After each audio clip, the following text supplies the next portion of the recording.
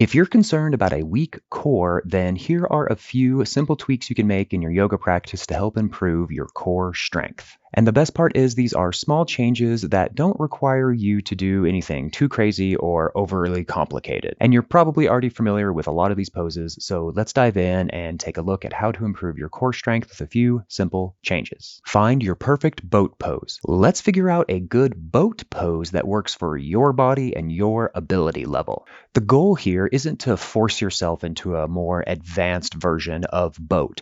Rather, we want to find a version that works for you that you can actually hold for a good amount of time. So here are 3 simple options. You can lean back onto your forearms and then bring your legs roughly parallel here with the mat, with the ceiling.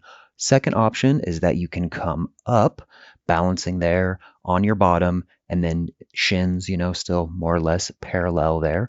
Or if you really want to go for it, then you can pike your legs up, really make that nice, beautiful V shape with your body and hold here. But here's the key. Whatever variation that you choose, you want to be sure it's one that you can actually hold for a meaningful amount of time. I'd say at least 30 seconds. And if you're struggling even after holding a more advanced version for, 10 seconds, then I would say to back off and then find a variation that naturally you can just hold for longer. So experiment with these variations and find the one that works best for you, again, that you can hold for a meaningful amount of time. Is forearm plank better? Now let's talk about plank poses, specifically forearm plank, and why I think it's a little bit better than your regular high plank pose. So here in a normal plank pose, absolutely, your core is definitely working, but what happens is that sometimes your wrists actually tend to get sore or maybe give out before your core actually starts weakening. So really, we don't want our wrists to be the limiting factor here.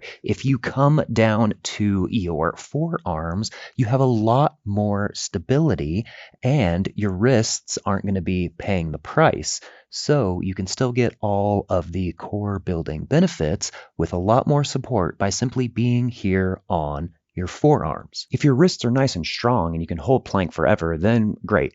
But some of us may need to just drop to our forearms to save our wrists just a little bit. And when you're on your forearms, you can really focus on engaging that core and you won't be slipping out of alignment and trying to compensate in a poorly done plank pose. And then do your best to build up to holding your forearm plank for at least 2 minutes. And if you want a full class where we do a deep dive into focusing on building that core strength with all the tips that we've done in this video and much more, go ahead and click on the card here above or simply click on the link in the description below. It's roughly a 30-minute class, it's totally free, and it will help to build up your core strength. But now I've saved the best for last, so let's go ahead and dive into the third part. Try knee to elbow planks. Let's talk about one of my favorite core building movements in yoga, and honestly, it's just really fun to do. From your down dog, pick up one foot and then shift forward into that plank pose, seeking to touch your knee to your elbow and coming on back.